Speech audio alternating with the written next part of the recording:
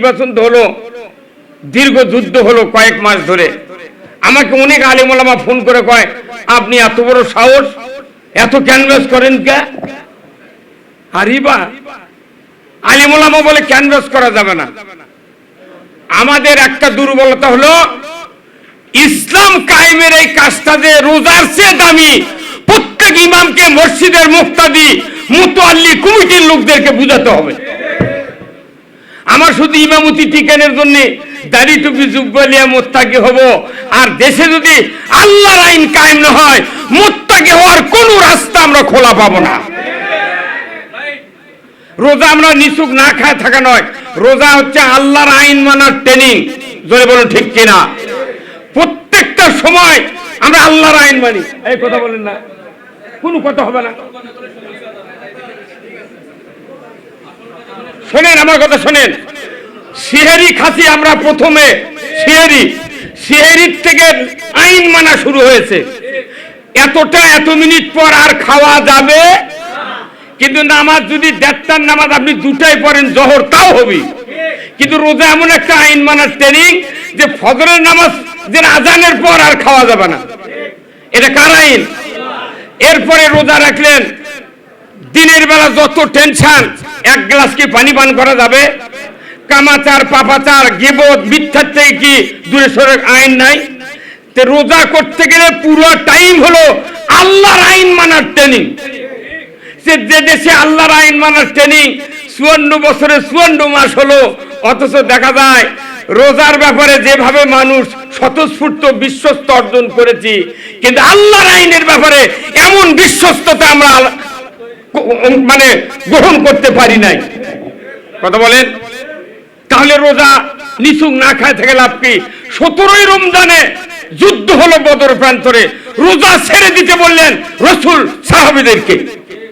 আর আমরা মুক্তাদিদেরকে এখনো বুঝাতে পারি নাই। আমি বড় বড় মসজিদের ইমামের সাথে কথা বলেছি, কিন্তু তারা প্রতিদিন খুতবা তেলাওয়াত করে, ইন্নাল্লাহা ইয়ামুরু বিল আদলি ওয়াল ইহসান ওয়া ইতাই যিল কুরবা ওয়া ইয়ানহা আনিল ফাহশাই ওয়াল মুনকারি ওয়াল বাগি ইয়াযুকুম লাআল্লাকুম তাযাক্কারুন। নিশ্চয় আল্লাহ তাআলা হুকুম দিয়েছেন, তোমরা পৃথিবীতে ন্যায় বিচার কায়েম করো, তোমরা পৃথিবীতে ইনসাফ কায়েম করো, তোমরা আত্মীয়-স্বজনের সাথে সৎ ব্যবহার করো। এ কথা কার? আল্লাহর। এর আগেই রাসূল বলছেন, ওয়া সুলতানু জিল্লুল্লাহি ফিল আরদি মানহানা সুলতানাল্লাহি ফিল আরদি হানাহুল্লাহ। আল্লাহর নবী বলেছেন, ন্যায়পরায়ণ শাসক আল্লাহর ছায়া সদৃশ্য। যে বা যাহারা ন্যায়পরায়ণ শাসক কায়েমের বিরোধিতা করবে, কিংবা ন্যায়পরায়ণ শাসক কায়েম রয়েছে তাকে অপমান করবে, সে যেন স্বয়ং আল্লাহর বিরোধিতা করলো। কোন বক্তৃতার দরকার নাই। এই খুতবার এই হাদিসটা যদি জাতির সামনে ইমাম সাহেব আমরা উপস্থাপন করতে পারতাম শক্তিশালী ভাষায়, আমার দেশে ইসলাম কায়েমের জন্য এত দৌড়াদৌড়ি করা লাগতো না।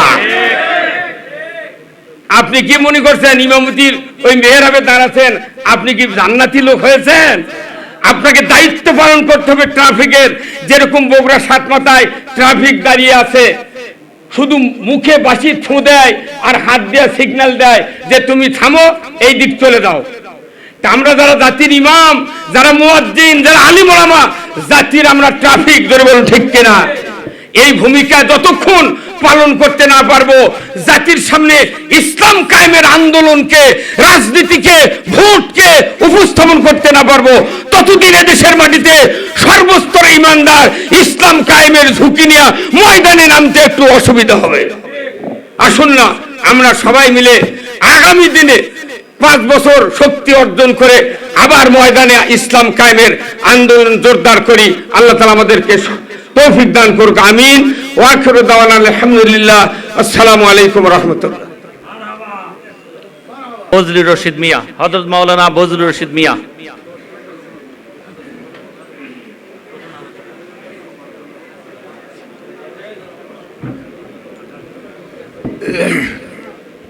আসসালামু আলাইকুম ওয়া রাহমাতুল্লাহি ওয়া বারাকাতুহু। নাহমাদুহু ওয়া নুসাল্লি আলা রাসূলিহিল কারীম। ইয়া আইয়ুহাল হাযিরুন রাহমাকুমুল্লাহ। বগুড়া জেলা ওলামা মাশায়েখ, কর্তৃক আয়োজিত আজকের এই রমজানের তাৎপর্য এবং গুরুত্ব সম্পর্কে ইফতার মাহফিলে আল্লাহ তাআলা আজকের এই মাহফিলে যিনাকে সম্মানিত সভাপতি,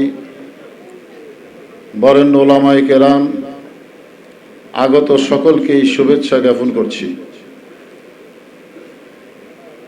আল্লাহ তাআলা পবিত্র কালামুল্লাহ শরীফ ইরশাদ করেন, ইয়া আইয়ুহাল্লাযীনা আমানু কুতিবা আলাইকুমুস সিয়াম কামা কুতিবা আলাল্লাযীনা মিন ক্বাবলিকুম লাআল্লাকুম তাত্তাকুন।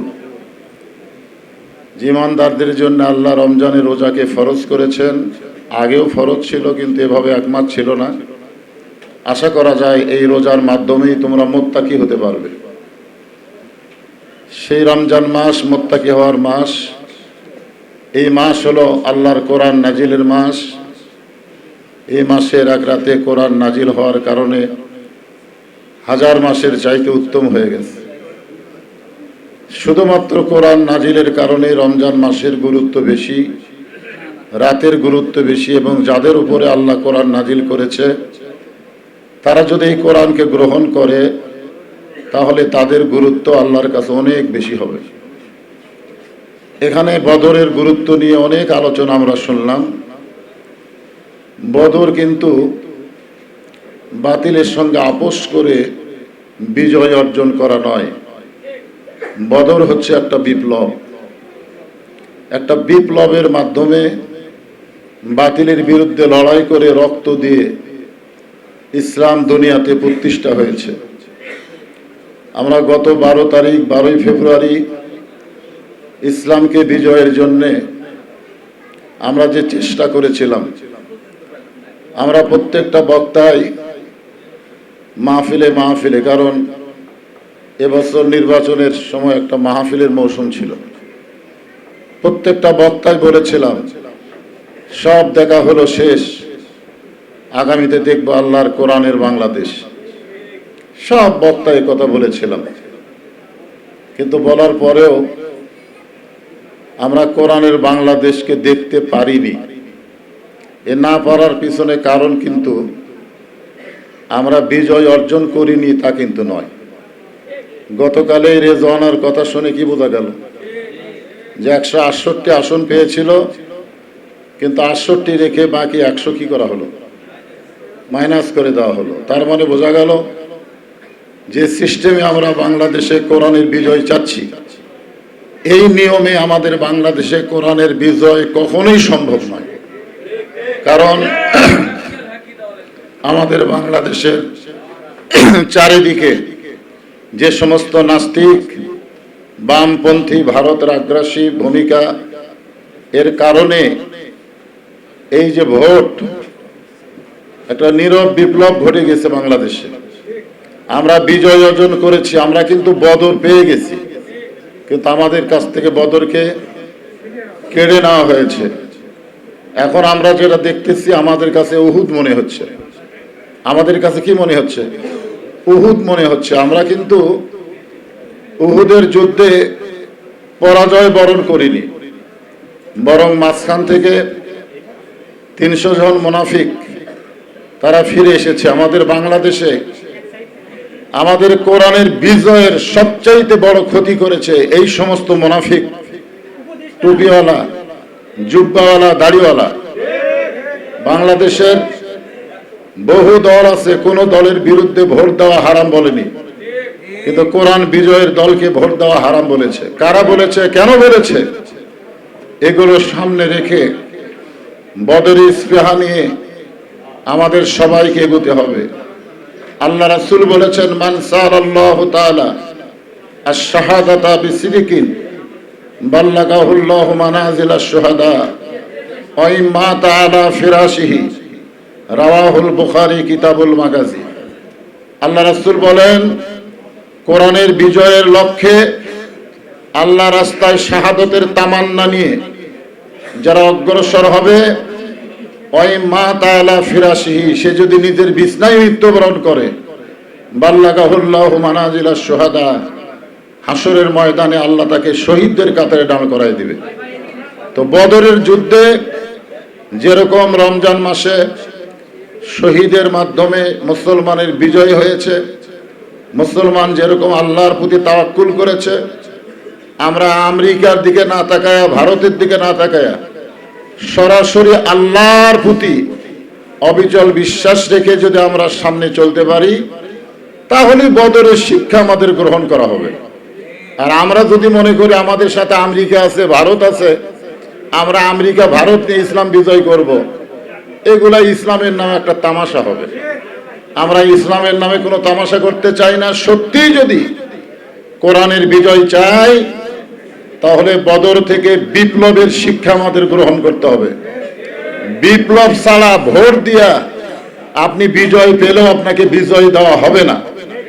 এটা আমরা এবারে বুঝতে পেরেছি। আমরা দেখেছি দাড়িপাল্লার জোয়ার, দেখেন না আপনারা? মানুষ গাড়িতে আসতেছে, দাড়িপাল্লার মিছিল করতেছে। মানুষ জাহাজে আসতেছে, দাড়িপাল্লার মিছিল করতেছে। ঘরে ঘরে, গ্রামে গ্রামে, নারীদের মুখে মুখে দাড়িপাল্লার মিছিল হয়েছে। তারপরেও দাড়িপাল্লাকে হেরে দেওয়া মানে কোরআনকে তারা হেরে দেওয়ার একটা ষড়যন্ত্র করেছে। এই ষড়যন্ত্র চলবে। আর একটা ডালির মধ্যে জীবিত ব্যাঙ আপনি কান্দে করে নিয়ে যেতে পারবেন? ব্যাঙগুলা যদি আপনারা একটা ডালির মধ্যে নিয়ে যদি চলেন, একটা ব্যাঙও তো থাকবে না, লাভ লাভ চলে যাবে। তো বাংলাদেশের শিক্ষা, আলেমদের শিক্ষার মধ্যে যে অবস্থা, এতে করে আলেম ওলামারা কোনোদিনও এক হবে না। আলেম ওলামারা এক হবে না। আমরা যারা কোরআনের বিজয় চাই, আমাদের আল্লাহর প্রতি পুরোপুরি তাওয়াক্কুল রেখে বদরকে সামনে নিয়ে বদরের শিক্ষা গ্রহণ করে, বদরের গুরুত্ব নিয়ে, বিপ্লবকে সামনে নিয়ে আল্লাহ যেন বাংলার জমিনে কোরআনের বিজয় দেয়, এই নিয়তে শাহাদতের তামান্না নিয়ে আমরা সবাই কাজ করব। আল্লাহ আমাদের তৌফিক দান করুক। সকলেই বলে আল্লাহুম্মা আমিন। আসসালামু আলাইকুম ওয়া রাহমাতুল্লাহি ওয়া বারাকাতুহু।